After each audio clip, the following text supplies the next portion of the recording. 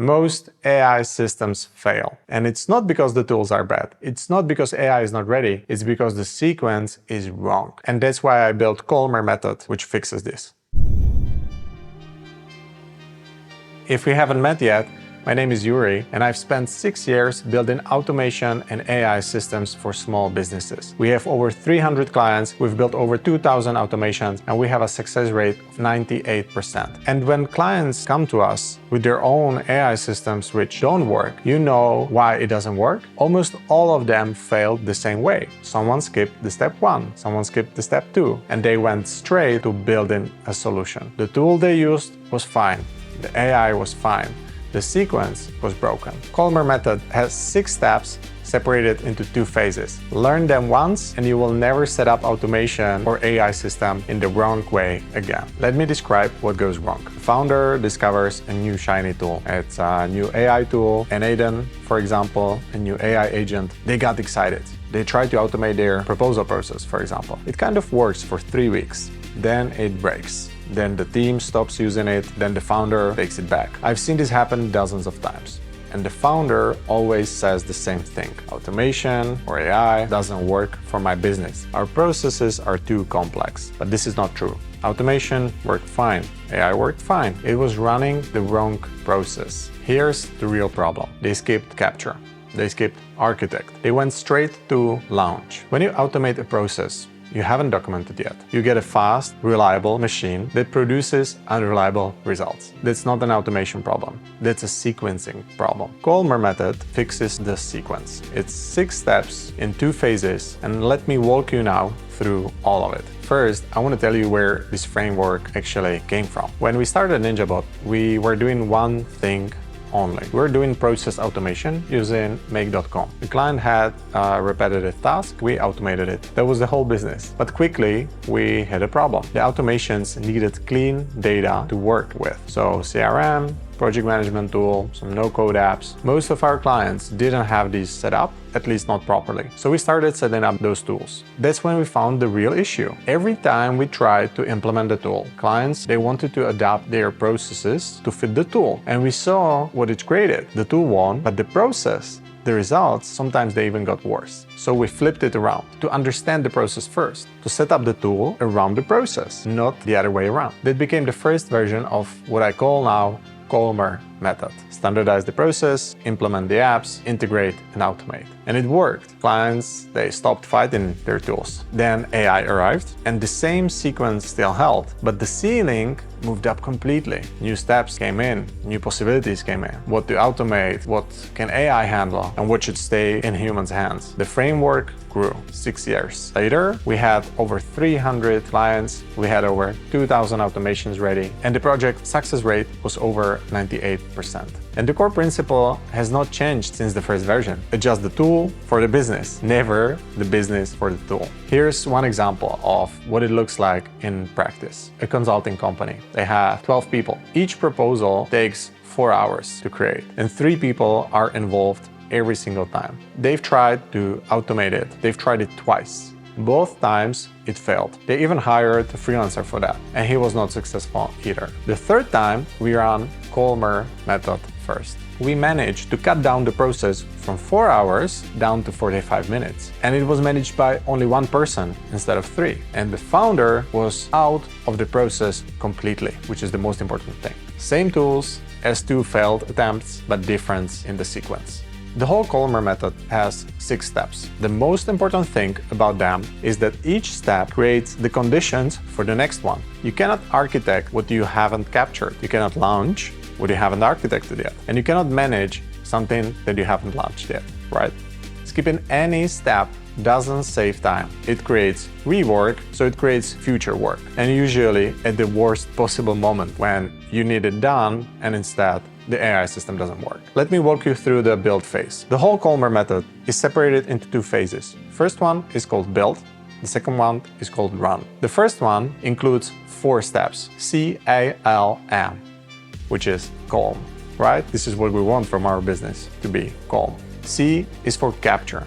Document the process exactly as it currently runs. Not how it should work, not how the manual says it works, but how it actually works today. Most founders, They skip this because it feels slow. But 30 minutes of proper documentation prevents 20 hours of bad architecture, of issues with development and debugging. The fastest way to do capture is to open your AI tool, Gemini, ChatGPT, and say, interview me about this process. Ask one question at a time, at least 10 or 15 questions, and don't summarize until you have every step, every decision, and every exception. You take this prompt, you give it 20-30 minutes, and you have a complete process map. So the excuse for skipping capture doesn't exist anymore. In the consulting company, the project that I was talking about, the capture took 25 minutes for the process that we are working on. And we discovered 17 steps, 3 unnecessary approval loops, and 2 formatting rules that lived only in one person's head, the one who was doing the proposals. No one else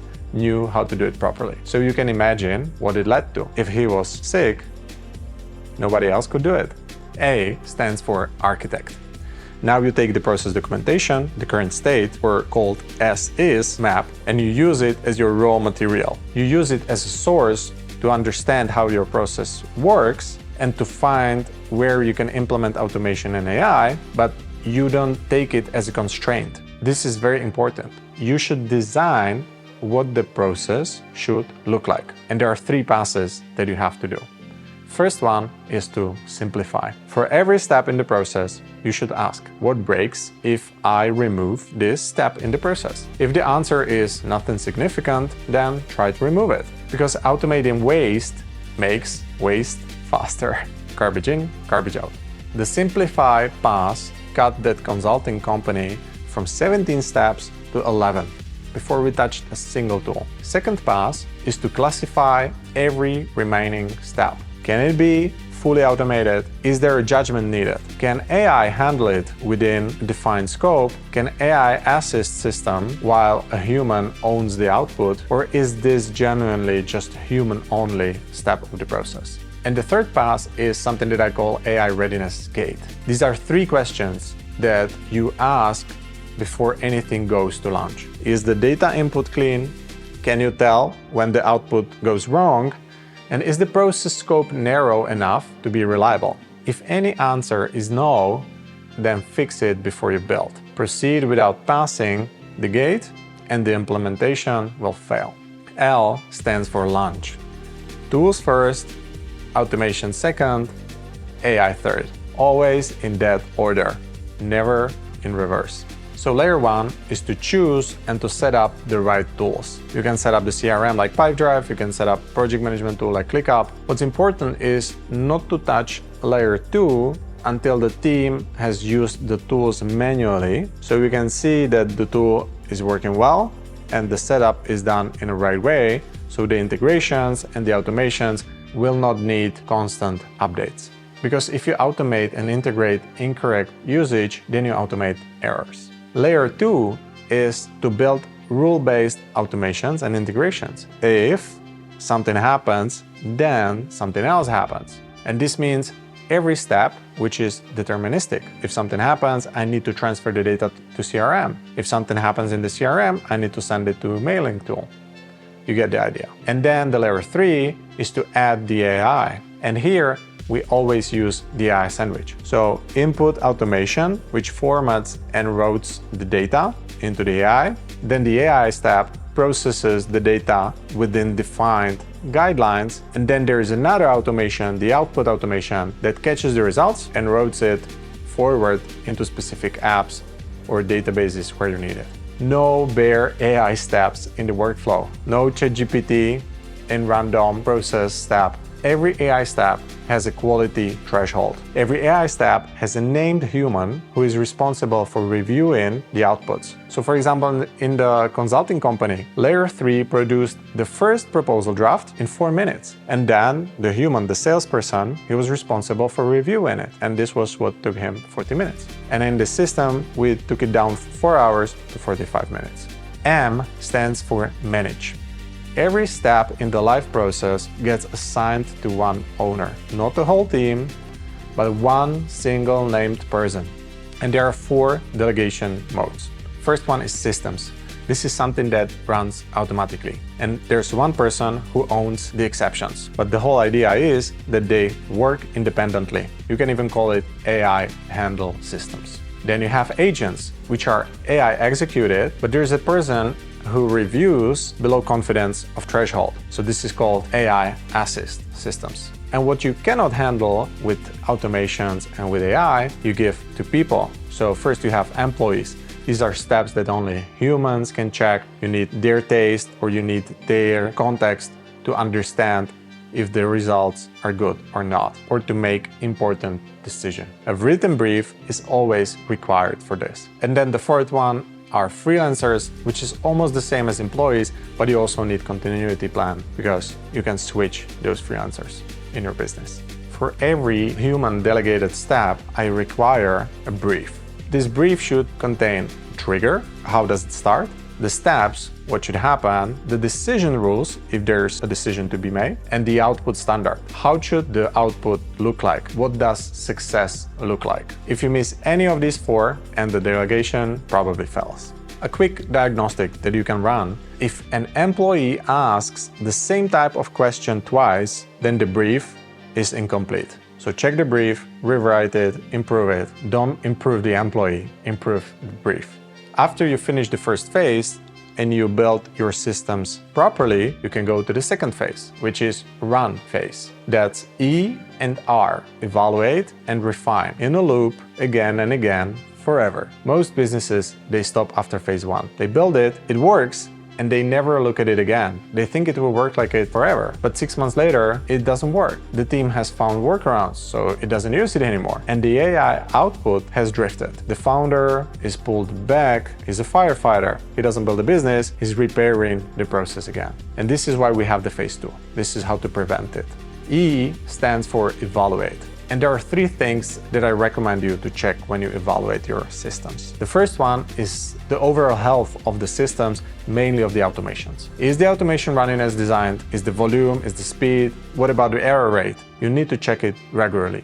If you have integrations, if you have process automations, I definitely recommend having someone, either internally or externally, who is responsible for checking the automations if they run properly. So if something goes wrong, if the automation stops working, they know about it immediately and they can fix it within hours or days. But you cannot find out about it a week later that your systems didn't work, you didn't automatically qualify your leads, for example.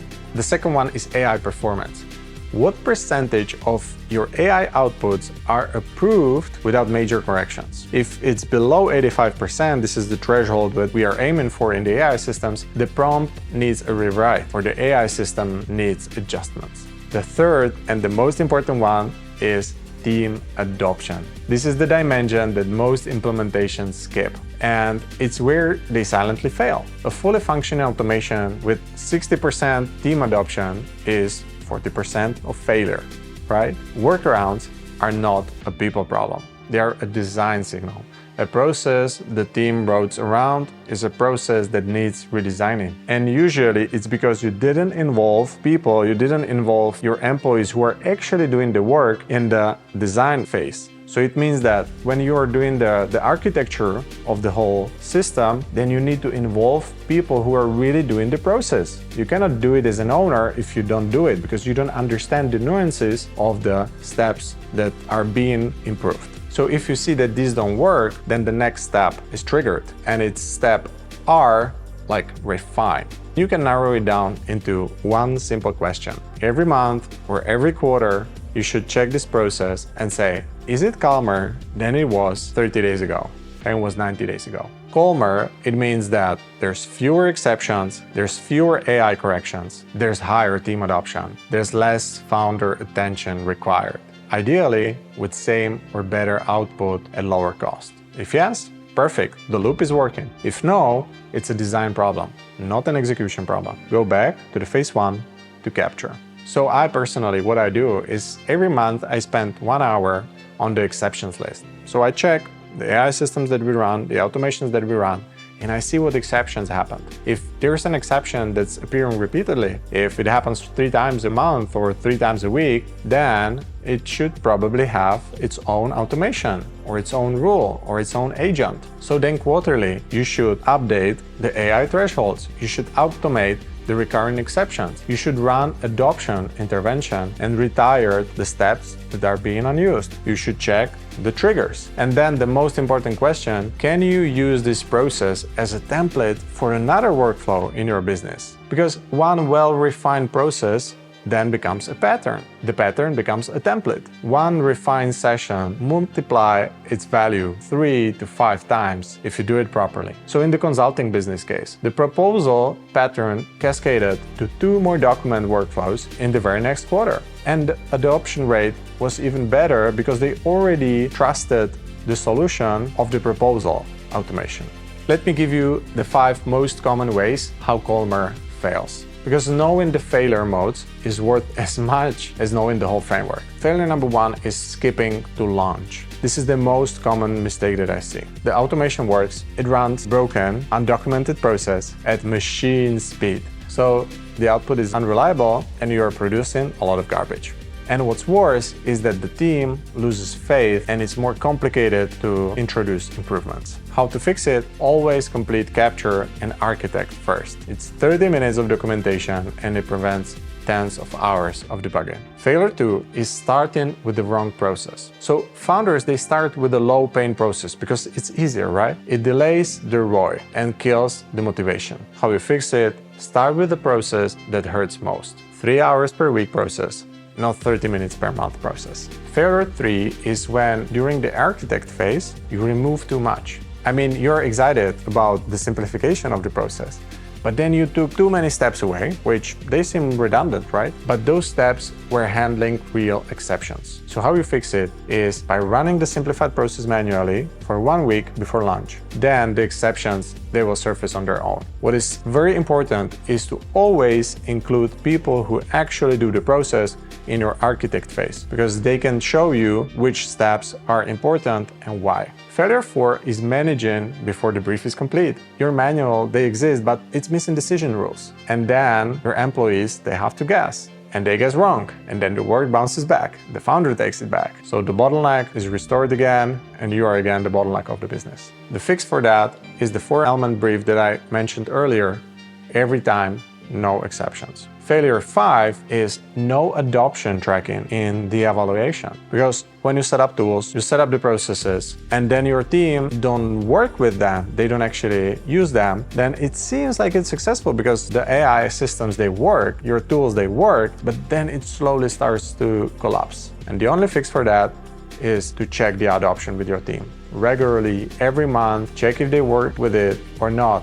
If they don't use it, what is the issue? Why they don't use the tool? Are there problems with the tool? Are the outputs reliable, etc.? But you have to check it regularly until the trust is built completely. Maybe you're thinking now, this sounds like a lot of work, Yuri. I just want to build a simple automation. Why do I need 6 steps for that? And that's a fair question. For a truly simple, few-step deterministic automation, you probably don't need all of the CALMER. But here is what I see over and over at Ninjabot. Founders think the process is simple. They skip capture, they build the automation, and then they discover it's not simple. The exceptions appear, the edge cases appear, the team deviates. And now they are debugging a live system instead of designing a good one. CALMER is not slow. The capture step is 20-30 minutes. The architecture step is half a day. The launch step is what takes time. But it's the only sequence where the implementation sticks. Most failed AI systems that I've seen were not tool failures. They were not AI failures. They were sequencing failures. The tools were good, the processes was not understood completely. The automation ran fast, but it produced the wrong thing. The sequence isn't glamorous, I know. Documenting a process before building, it feels like homework. But it's the only part of CALMER that makes everything after it reliable. One process at a time, that's the pace that compounds. If you want to check if your business is ready for AI, I've created a whole assessment for this. It's for free. The link is in the description below this video. It will take you less than 5 minutes, and you will know exactly which gate needs your attention before you can continue to the next build. If this was useful, you can subscribe to our channel, you can give us a like, and every week I cover the tools, the systems, and the frameworks that actually work in real business, AI, and automation implementations. No theory, no hype, just what really works. So see you next week and build with Calm.